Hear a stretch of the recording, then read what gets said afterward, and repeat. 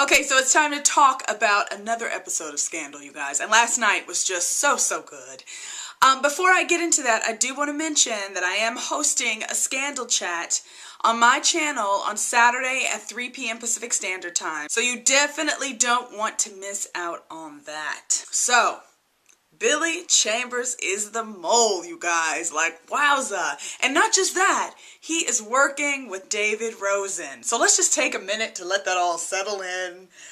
I was shocked, even though I know we had all kind of talked about what our theories are, and Billy Chambers is a name that I had heard kind of tossed around quite a lot. So many of you guys guessed that he was the mole, so congrats to you. But I guess just kind of like seeing him in the flesh made it all real, and I am super excited to kind of hear the backstory behind that, to find out why he's still alive, why Charlie didn't kill him, and to also hear about how David got involved. Right off the bat, I'll tell you guys that I have this feeling that David is gonna have second thoughts in the next episode. Obviously, we get what David's motive is for helping Billy. You know, it's all about defiance for him and proving to everyone that he was right all along. And I kind of struggle with the whole idea of David being involved with the hostages being killed. It just seems to me like maybe he's in too deep. I don't know, I guess we'll see. It also makes me question the whole situation, you know, like when David found himself in bed with the dead girl, Wendy. It's like, okay, did Billy Chambers do that? And then kind of approach David afterwards, because obviously David was being followed around that time, although we never saw him kind of talk to anybody. I don't know, you guys, I just feel like for as many answers we got last night, I have a ton more questions, so I'm hoping some of those get answered next week in the season finale. There were a couple of other big questions I have as well. Let's talk about B613 and Joe Morton's character, whose name we still don't have, right? And I've heard this theory of what if Joe Morton's character was Olivia Pope's father, you know? And I feel like the whole he doesn't have a name thing is for a reason, because once we learn his name, I feel like we're going to learn more about him. So I feel like that theory is still alive and crazy and wild, and I guess we'll see. This is my question about B613. Why is it so important for them to get between Olivia and Fitz? That is the big question. We really kind of saw Joe Morton's character really kind of push that with Jake. He also gets Jake to give him the sex tape of Jake and Olivia, and it's like, what is he gonna do with that? You know, what is anyone gonna do with that? And let's talk about the sex tape for a minute. This is what I don't want to happen, right? Because it seems to me that everybody thinks all you have to do is show this tape to Fitz, and they'll be done, they'll be through type of thing. And I'm gonna be really mad at Fitz if that's the case. You know, like, I feel like if he sees the tape, he's gonna be really mad at Jake for lying. But at the same end, it's like, is he allowed to be mad at Olivia? Because, I mean, for 10 months, I mean, they weren't together and he didn't treat her all that well, so why would he expect her to just be kind of sitting at home waiting for him? So for me, that's gonna make me really mad if the sex tape thing is the reason that Fitz and Olivia kind of break up. My only thought is maybe they could use that to kind of smear her name before, you know, Fitz kind of makes a public statement of who she is and that he wants to marry her and that type of thing. In this episode, Jake really seemed to be in over his head. Like, you totally get that from him. And he also seems to kind of be having second thoughts about what he's doing, but he's continuing to do it. The other order that he gets is he's supposed to find Charlie and he's supposed to take care of him, but that doesn't work out either. So I think Jake's gonna be dead before the end of the season. Now, I'm not sure if that's gonna happen because, like, he dies trying to save Olivia, or if B613 just decides to kill him because he's not doing what they want him to do. Let's talk about Cyrus Beene, you guys. Yeah, he was kind of an awful person in this episode. And not just that, I think I've started to realize that I don't really like Cyrus all that much. He has these moments, you know, where it's like he's funny, or you catch this kind of glimmer of humanity when he's with Olivia. But most of the time, Cyrus is just like a bully, man. He's just awful. And he was awful last night. First of all, let's talk about the scene with him and James. I mean, like, wowza. And I admit, you know, that James was being, you know, a little naive about his job. And so when Cyrus tells him, like, look, Melly got you that job. Melly got you that interview because she was trying to get back at me just as much as she was trying to get back at Fitz. And I think that's totally true. But there's a way to say that. And he pretty much made James feel like, why would anyone choose you? And it was just awful. It was awful. If that's the way you treat your spouse, then we got a problem. I think in that relationship between James and Cyrus, sometimes they get a little more leeway because they're both men. You know, they're a same-sex couple and they're both men. Because I think in that scene last night, If James had been a woman and Cyrus was married to a woman, I mean, people would be screaming about emotional abuse. And at one point, Cyrus even raises his hand and looks like he's going to hit James. I just feel like there would be a little more outrage. I was completely outraged by that scene last night, and I just thought to myself, James, you need to take your baby and you need to go. And last night, Cyrus proved once again that all he really cares about is power and maintaining his power, and it doesn't matter kind of whatever the cost is, it doesn't matter to him. We saw him once again try to bully Olivia into doing what he wanted to do, and if you don't talk to Fitz, you know, this is going to change the Republican Party forever, and he always kind of puts kind of the weight of the world on her shoulders. And I think at times has guilted her into doing the right thing as far as Cyrus is concerned. And let's not forget the beginning of the episode when Cyrus basically bullies the Secret Service into letting him in. I was excited to see Tom. I was all like, woo, Tom is back.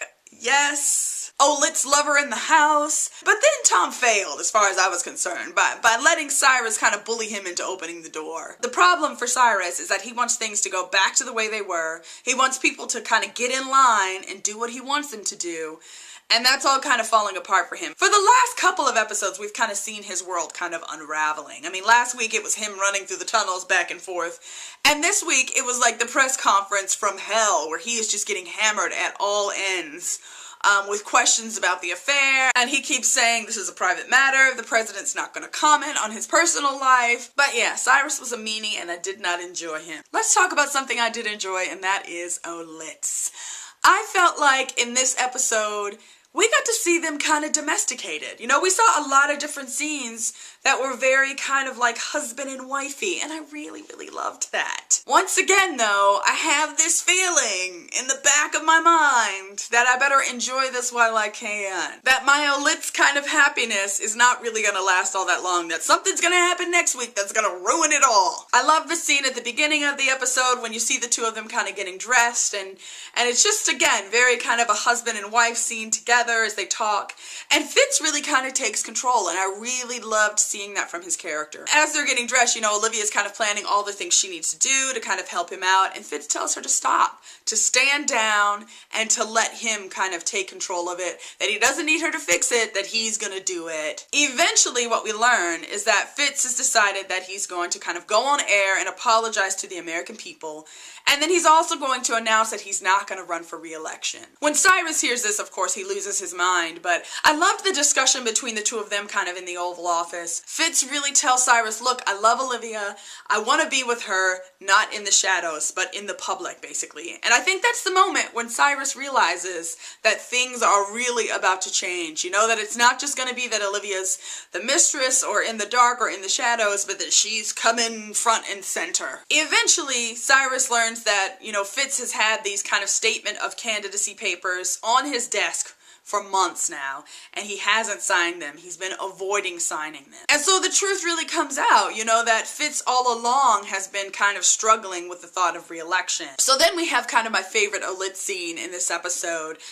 Fitz shows up into his bedroom and Olivia's there in the residence, and I loved that. I loved her kind of being there, and I hope it's foreshadowing for what's to come. Olivia as First Lady, that would be awesome. In this scene, Olivia really kind of gets to the heart of things when she tells Fitz, like, look, you don't want to run for re-election because you don't think that you can win on your own. And that's really the truth. I mean, we see that written all over his face during this scene. She tells him, like, look, we stole your chance to kind of prove yourself. We stole that from you. Take it back, run, and win. And I love that. It was like she really kind of gave him the nudge that he needed.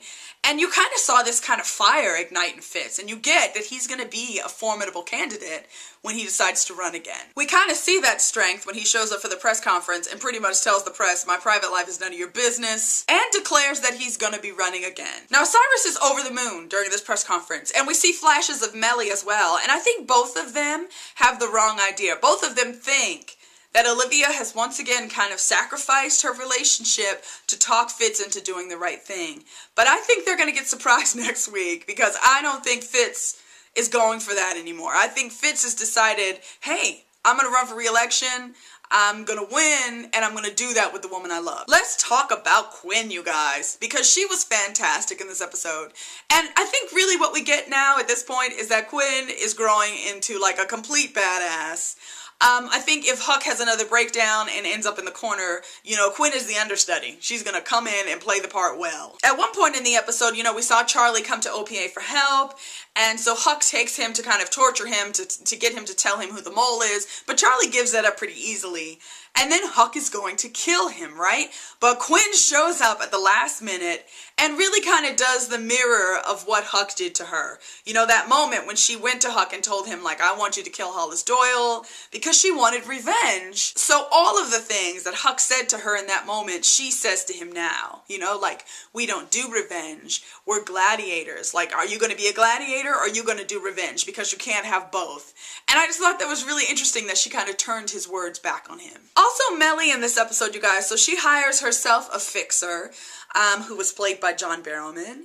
And really she needs help kind of doing damage control, and I think trying to figure out what comes next for her. I think Melly really believes that the press conference is going to somehow force Fitz into kind of reconciling with her. But again, I don't think that's what Fitz is planning. You know, like, I don't think her press conference had the effect that she thought it would. So I think she's gonna get the shock of her life next week. Now, before I go, I just had kind of a little thought in theory. What do you guys think about this? What if B613 uses the sex tape to try to kind of manipulate or bribe Fitz into doing what they want him to do? You know, like, look, we'll release this tape and release the fact that this is the woman who you had an affair with and she's promiscuous and all this stuff, and Fitz knows that that would ruin Olivia's life. So what if they tell him, like, you need to do what we want or we're gonna release it, and that means he goes back to Melly because of that, to kind of like try to save Olivia.